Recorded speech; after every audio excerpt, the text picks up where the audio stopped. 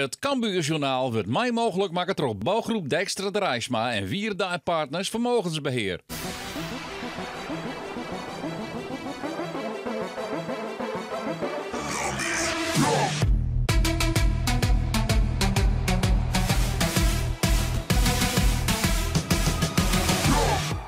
Welkom bij een nieuw Cambuurjournaal. 14 wedstrijden op Riegen. Zo lang had Cambuur al net verlen. En met een wedstrijdje de noemer laatst in het vooruitjog FC Dordrecht liep het er misschien wel een 15 erbij te komen. Dordrecht stiert dus laatste, had nog maar 8 punten hellen uit de eerste sondje wedstrijden. En dus Soenjes is een ideale tegenstander voor de ploeg van Henk de Jong. Onderschatting, dat zou wel eens een gevaar wezen kunnen als zij te trainen dat er absoluut geen sprake van is. Ik had er echt helemaal niks van merken in de hele weekend. Er wordt serieus getraind, er wordt serieus hoe de tegenstanders spelen. De beelden die we vanmorgen niet in hadden. Ja, het wordt echt in meitocht en training weer goed. Ja, dan maar we morgen hele gekke dingen doen, maar dat zou ik net aankomen. De speling is wel tin wat spelers onbelangrijk. Verleden week vroeg Stanley Akkooi uit. Ja, die wie wat duizelig, hier wat raar van het veld af. Hij trainde Jood wel. Hoe is het met hem? Nou, ik kan net starten, maar ik zal aan hem met de medische staf lezen. En ik hoop dat er gewoon morgen mij kan. En dan kan in ieder geval de laatste 20 minuten spelen. Jamie Jacobs kan wel spelen. Dus dat liep het, dat kerst 1 op 1 vervangen. Dus dat liep het goed. Ja, het is even snel, maar ja, hierna heb ik weer een week om het op te lappen. Die ziekenboeg die is al aardig gevuld met Korte, Nieuwpoort en Antonia. Nou is dus Akkooi echt net helemaal fit. Maar gelukkig komt Jamie Jacobs. Waarom? Hij staat dus weer in de basis op het middenveld. En dat is een goede zaak voor Cambuur. Want Jacobs maakt al nog doelpunten. Hij hier dus lest van zijn Liesk. Hij gaat stukken beter. Afgelopen week helemaal meegetraind en geen hinder meer aan gehad. Dus gaat goed. Het valt mee, dus je bent weer inzetbaar tegen Dordrecht? Het gebeurde eigenlijk op donderdag. Net vlak voor de training wilde ik een bal van geven. En toen voelde ik hem in één keer hoog in mijn liefst erin schieten. Nog even geprobeerd en kijken of ik het eruit kon lopen, maar dat ging niet. En na de lunch kreeg ik mijn been ook niet meer goed lucht in met kracht. Dus dat ging niet worden vrijdag. En dan, als het op donderdag gebeurt en je bent een weekje geblesseerd, dan mis je er al bijna 2. Dus viel net even tegen. En als je een mooi potje tegen je oude ploeg ook mist, is ook jammer. Maar goed, ik sta er weer. Er komen een paar hele belangrijke wedstrijden aan voor de winterstop. En laten we deze eerste helft van het seizoen mooi afsluiten, denk ik. En om dat warm te krijgen, maar Cambuur winnen van FC Dordrecht. Dat binnen de layout dus ik wil wat on haar stand verplichten als koprenner in de noemer laatst. De eerste mogelijkheid is van Mitchell Paulussen, maar dit schot in de kwarte hoek. Weer de keeper van FC Dordrecht redding op brengen kan. Maar de layouters die vallen on. Het is het speelbeeld dat je echt wel verwacht als je in FC Dordrecht speelt. Dit is Isa Calon aan de rechterkant van het veld. Die houdt de bal mee aan Jamie Jacobs. Dan komt de bal uiteindelijk voor de voeten van Isa Calon. Maar zijn Scott pakt weer toch de keeper van Dordrecht, Petar Stoskovic. Het begin is in elk geval goed van Cambuur, want het creëert kansen. En het zwaart er daarmee voor dat FC Dordrecht onder druk staat. En dat het flaters maakt, zoals hier. Dan komt uiteindelijk de bal voor de voeten van Robin Moulin. En voor hem is het net zo dreig om de openingstreffer te maken.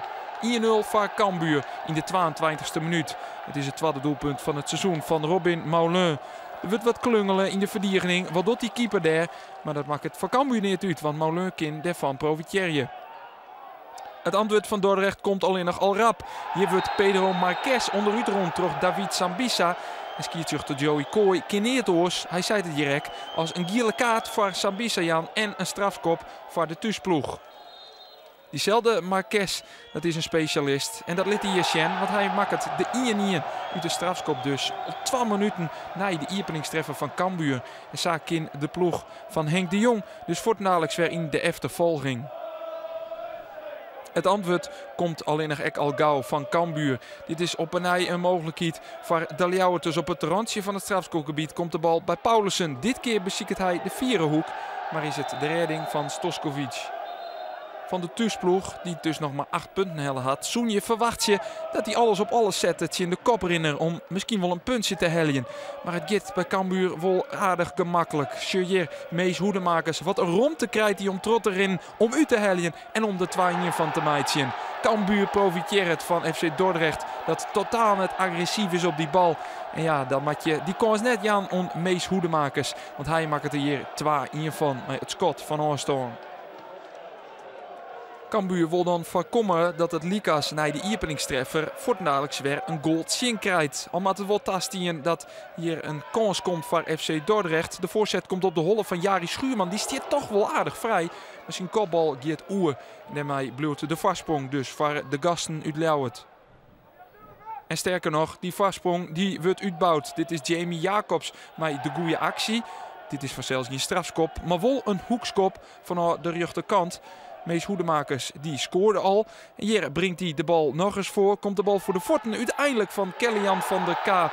En die maakt het er treien in van de centrale verdediger die speelt omdat Kelvin McIntosh net heel fit is. En daar profiteert van de Kaap van, want hij maakt het doelpunt. En het is zijn allereerste in het betellen voetbal. De stand wordt dan nog mooier voor het skoft. Dat kind hier haast al via Robert Muren. Het bad hier alleen nog net. Maar krijgt even later is het uiteindelijk wel de fjouwer in die het vallen gaat van Cambuur. Het is een mooie paas hier van Jamie Jacobs op Robin Moulin. Maar het schot in ieder keer dat er in gaat. En het budget de fjouwer in voor de Leeuwarders.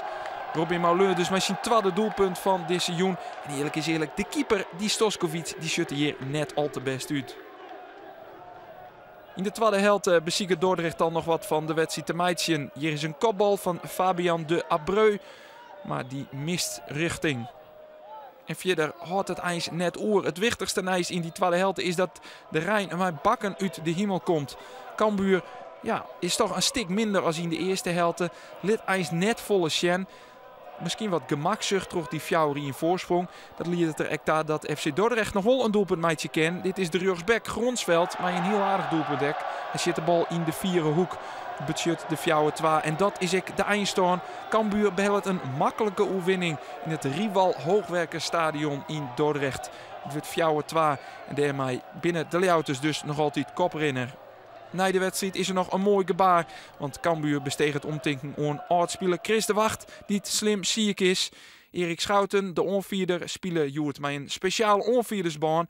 En hij oorin gaan spelers en staf en supporters op de foto met een spandoek waarop staat sterkte Chris. De stieper dus ook vanuit Cambuur aan oud-voetballer Chris de Wacht. Ja, geweldig. Sander had familie, hè? Sander is met de oude kamer, is familie Bienwest. Ja, mooi hè. Hij leeft nog steeds gewoon met mij. Hè. En, ik maak dat ik sport op Heerenveen grote complimenten aan hoe die met Chris en zijn familie omgaan. Dat is echt klasse. Nou, en dan kennen wij dat ik doen. En dan is voetbal, als we straks verschillen kunnen maken, hoop ik, dan ben we even verschillen kunnen. Maar dit is ik menselijkheid. En dit is ik hoe voetbal wijze je. Dus dit is voor Chris de Wacht. En we staan bovenaan. Dat is ik voor hem. Aanvoerder van de winterkampioen van de eerste divisie. Hoe klinkt dat? Dat klinkt heerlijk. Ja, dat had ik niet durven dromen eigenlijk aan het begin van het seizoen. Het is inderdaad mijn tweede wedstrijd in de basis, in het profvoetbal. En gelijk gescoord. Dus ja, is mooi. En ook 2-4 gewonnen. Dus dat kan niet meer stuk. Het was niet de moeilijkste goal om te maken, hè? Kan ik me zo voorstellen. Nee, maar je moet er wel staan. Hè? Dus nee, klopt. Het was wel een intikketje, maar toch, ja, je moet er wel staan. En dat deed ik. Het zou nog maar pikken, maar voor mij 1 of 2 keer Vlam met meer doelpuntenverschil dan hier. Dus, en hoe wij dat dan doen, ja, dat is wel knap. De eerste helft echt heel knap op een moeilijk veld. De tweede helft zien we wat nog vaker gebeurt. Dus net, dat is gewoon menselijk. Hè? De jongens, die ben ik gewone jongens. En we zeggen, we gaan terug en de wolweek. Maar toch sloept er wat in, wat makkelijkheid. Nou, gelukkig ben ik gewoon een meisje. 15 wedstrijd, het is toch ongekend wat er is? Ja, dat heb ik nog niet eerder meegemaakt. De trainer zei voor de wedstrijd dat we volgens mij in de top 5 stonden van Europa. Dus ik weet niet wat de rest van Europa doet dit weekend. Maar wij winnen in ieder geval weer. Dat wordt kijken naar Shakhtar Donetsk, Liverpool, Salzburg, Ludogorets. En jullie hadden evenveel wedstrijden op rij niet verloren als Juventus. Ook niet een onaardige club om in één adem mee te worden genoemd. Daar past Cambuur hartstikke mooi tussen, toch? Cambuur bleef koprenner in de eerste divisie met 42 punten uit 18 wedstrijden. En wat is het dan mooi dat je zegt dat de Graafschap de concurrent League speelt. We toch had de vastsprong uitbreiden wordt naar 100 punten. Jong Ajax, de nummer 3, die zoer had het manje wint op het tweede plak komen kennen met 36 punten. Maar dan moet ze dus eerst nog wel winnen tegen Roda JC. Onderin staat FC Dordrecht nog altijd laatste. Ze wonnen net van Cambuur, pakken echt een punt. En daardoor horen ze 8 punten uit 18 wedstrijden. Het winnen 14 en nou dus 15 wedstrijden zonder nederlaag. Cambuur dus nog altijd grutske koprenner van de eerste divisie. Na je weekend is het de topper in Jong Ajax opvreten. En dat betekent dat we op sneun waarom binnen. Maar na Cambuur journaal. Want dan.